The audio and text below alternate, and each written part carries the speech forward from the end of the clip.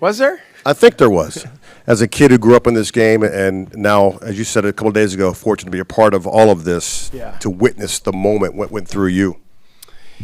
Yeah, just elation and excitement, happiness. This has been, I know some people have been involved in the organization for all 20 years that Alex has been a part of it, but for me over the last 2 years, just getting to know him, being around him, coaching him, working with him on a daily basis, and to see the progress when I first came, it was pretty far off still, but people had started to talk about the record, and I'm like, well, let's just worry about getting the next one. And as this year moved along, and as he finished last year at the goal pace he did, and the way that he started this year before he broke his leg, I mean, this was someone that you could tell right away was just so determined to get to this number and to this record and to win games. I always talk about that, of appreciating our captain and a guy that's chasing down one of the greatest individual achievements in all of sports,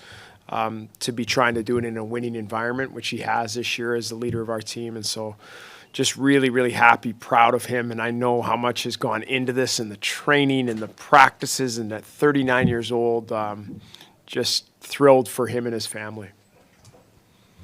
Spencer, you've talked a little bit about this, about watching Ovi's reaction when he scores. You've scored goals in hockey, but it looks like no one on earth is happier than that guy when he scores a goal, or even when a teammate scores a goal. What is it like from the bench watching that?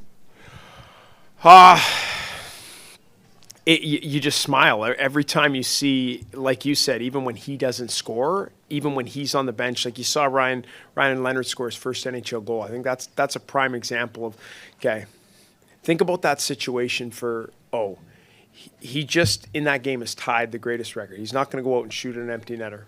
So he's sitting there. Ryan Leonard scores his first NHL goal, and is the happiest person in the building for Ryan Leonard. And think about what he's going through internally. If he's not out there, he's playing right wing. Ryan Leonard's playing right wing for him, and it speaks to him, but also who he is as a captain and as a leader of the happiness and joy that he has to win and to see others have success and others to score goals as well. Speaking of happiness and joy, I haven't covered you enough to know how emotive you are on the bench, but you were letting the emotions fly after that goal happens.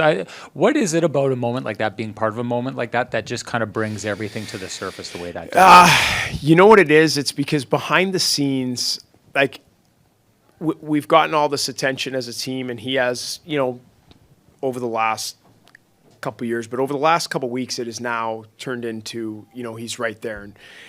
And for us, especially as coaches, like we go to the hundreds and hundreds of hours that we've been trying to figure out ways to get him the next goal. And that's behind the scenes. That's frustration. That's happiness. That's long hours of like, oh my gosh, we got to figure this power play out. How are we going to who's the centerman that's going to, like, so there's just so much behind the scenes that goes into this game and trying to help set players and your team up for success. So when, as a staff, when this happens and you've been working, 80-hour weeks for the last 2 years to try to help get the next goal, it's a pretty special moment for us to celebrate. Obviously, it's an individual achievement, but for us to help him get there and see it actually come to fruition is just, you can't describe the feeling of when that puck goes in. And I will tell this story for the rest of my life, standing on the bench, and we had a perfect view, right? Because that puck comes lateral, O's coming in on the left side. And this is the true greatness of Alex Ovechkin. I saw there was nothing. I couldn't even see Sorokin, let alone netting. And he shoots that puck, and I didn't even know how it went in. I don't know how it got through all the different bodies and all the screen. There was I couldn't even see, and I saw right behind the puck, and it finds a way through and beats him short side. It's the ultimate goal scorer's goal for the greatest of all time. You kind of talked about it a little bit. He's 39 years old. I think he has 42 goals in 61 games this year. He broke his leg. Can you? Yeah, you can't rationalize that part of it.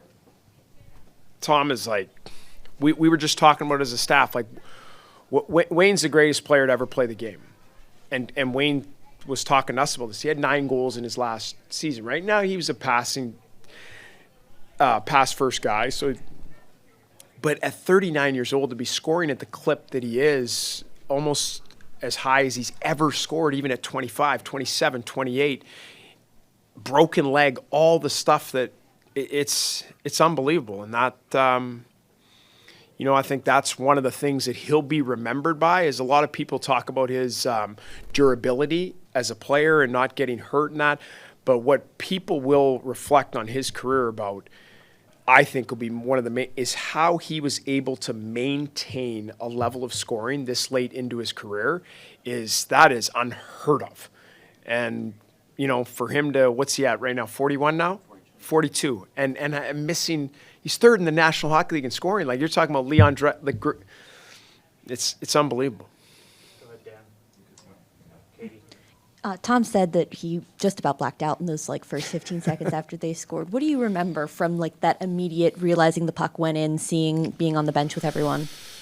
First, you're caught off guard a little bit, and then it's just pure hug as many staff members as you can, as quickly as you can, and then there's a lot of emotions running through. And for me, it's like, okay, we're back in this game. It's 2-1, and then holy, this guy just.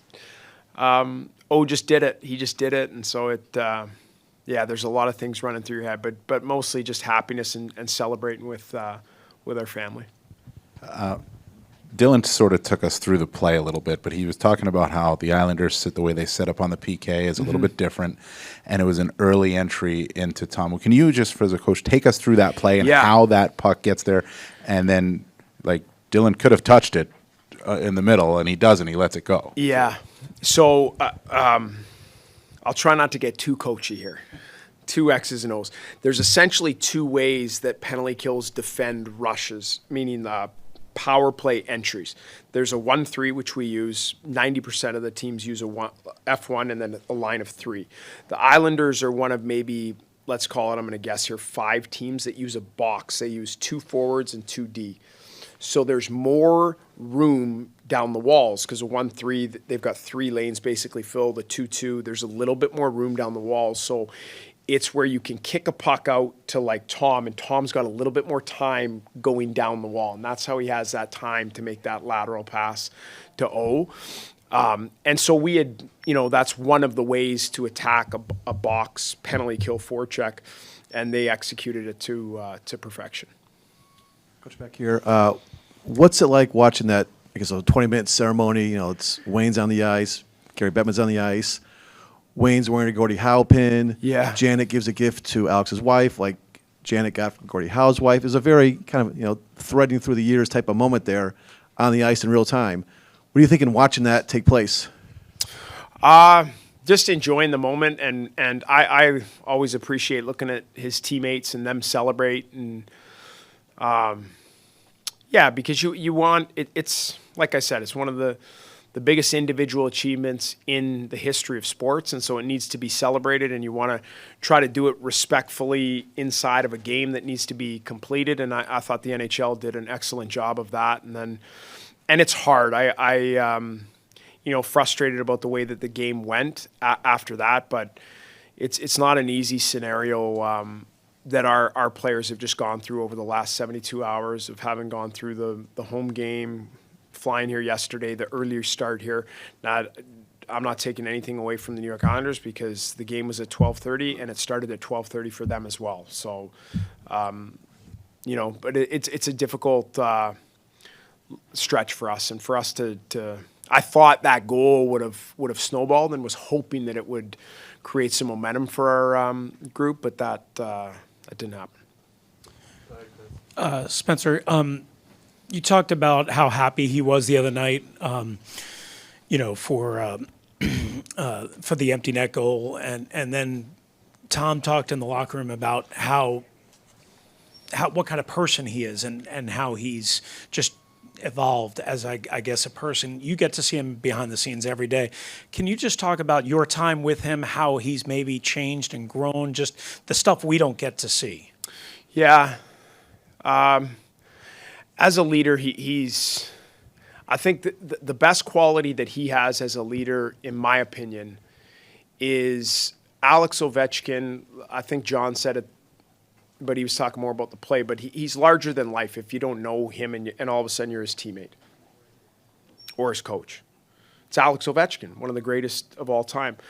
He is so good at making you feel like that isn't even a part of the interaction or the relationship from the get-go. And so all of the players that come in and his teammates and the coaches, they feel so comfortable with him, coaching him, talking to him, going to dinner with him, playing cards with him, having a cold beverage with him.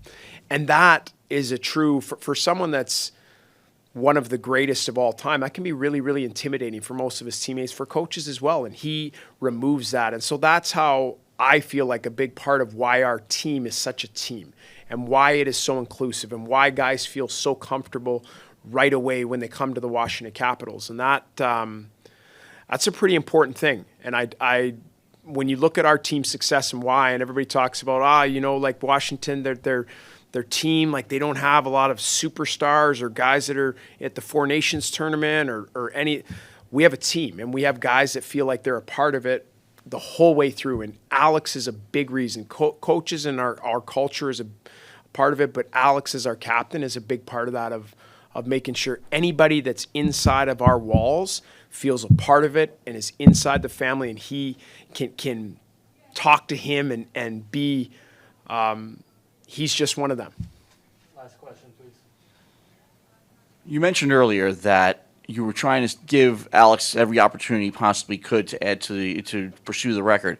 Now that the pressure's off there and you have the playoffs to look forward to, does the approach change, or you just keep on doing it because he is one of the hottest hands in the game? Yeah, it's a great question, and it's something that we'll talk about as a staff of utilization. And now that matchups, because you can see there's a game inside the game, and that's mostly what I've spent the last 2 years behind the scenes figuring out, is in our game plan, is like, what are teams trying to do, and what is Patrick Roy, or what are they trying to do? And so tonight they were trying to pick on Stromer's line against Bo Horvat, and so I'm trying to move him around to make them have to start in all these different things. And so it's something that we will look at, and that's my job to. Again, since I got this, since I came to Washington, it's my job to put Alex in advantageous situations on the ice. And whatever that looks like, Ozone starts against their fourth line off of icings, and that's what we'll get to work on, figuring out what that looks like post-record and what that looks like going into the playoffs.